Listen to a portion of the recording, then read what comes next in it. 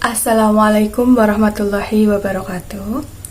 Saya Verina Anggraini dengan NIM 225231102. Saya di sini akan menceritakan tentang sejarah Perjanjian Giyanti dan terpecahnya Pulau Jawa. Nah, langsung saja. Perjanjian Giyanti adalah sebuah kesepakatan antara VOC dengan pihak Mataram yang diwakili oleh Sultan Pakubuwono III dan juga dengan kelompok Pangeran Mangkubumi. Dahulu perjanjian ini ditandatangani pada tanggal 13 Februari tahun 1755. Pemberian nama Giyanti sendiri diambil dari lokasi penandatanganan perjanjian, yaitu di Desa Giyanti. Akan tetapi sekarang sudah berganti nama menjadi Dukuh Kerten, Desa Jatiharjo, terletak di Tenggara, Kota Karanganyar, Jawa Tengah.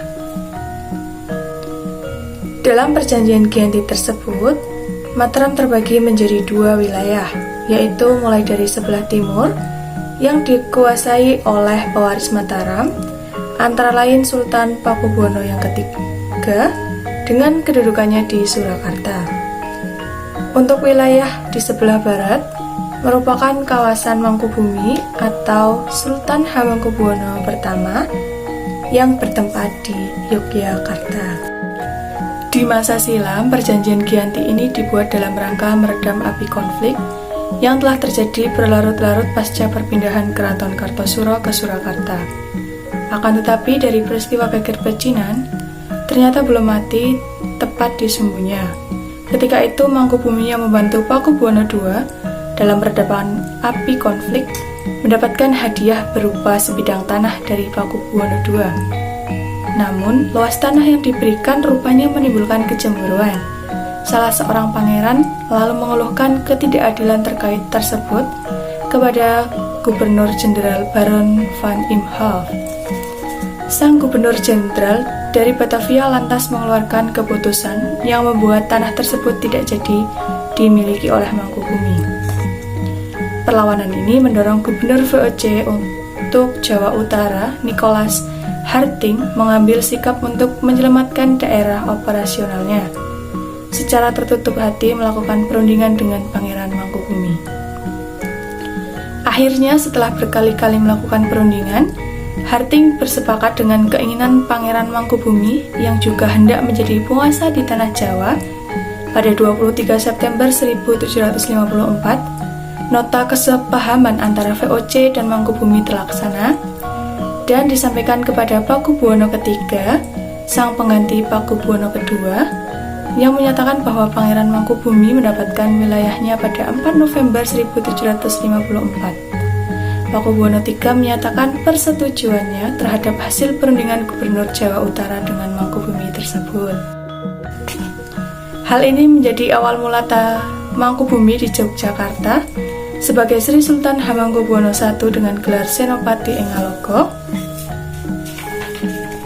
Sayyidin Ponorogo Khalifatullah, sejak ditandatangani perjanjian tersebut pada 13 Februari tahun 1750. Sementara itu, pasca perjanjian Giyanti, Raden Mas Said atau Pangeran Sambernyawa masih terus melakukan pemerintahan seperti halnya Mangkubumi. Pangeran Sambernyawa Trah Pakubuwono juga menuntut hak sebagai penguasa wilayah. Dalam gerakannya pada Oktober 1755, Pangeran Sambernyawa berhasil mengalahkan kelompok VOC yang kemudian pada Februari 1756 ia juga hampir membakar keraton yang baru didirikan di Yogyakarta. Setelah perang bertahun-tahun, VOC akhirnya menyudahi dengan penandatanganan perjanjian Salatiga pada 1757. Perjanjian ini membuat tanah Jawa kembali terbagi. Pada perjanjian ini disepakati bahwa Pangeran Sambernyawa mendapat sebagian dari wilayah Kasunanan Surakarta dengan wilayah kekuasaannya dikenal dengan Kadipaten Mangkunegaran. Pangeran Sambernyawa pun berjatah tahta dengan gelar Kanjeng Gusti Pangeran Adipati Arya Mangkunegaran Lelono Jaya Mesiso Senopati yang Alogo Satrio Rogo Mataram ing Nagari Surakarta Adiningrat. Belahan Jawa ini kemudian hari belum berhenti. Pada 1813, di masa Gubernur Jenderal Thomas Stamford Raffles dari Kerajaan Inggris, Kesultanan Yogyakarta juga terbelah dengan lahirnya Paku Alaman.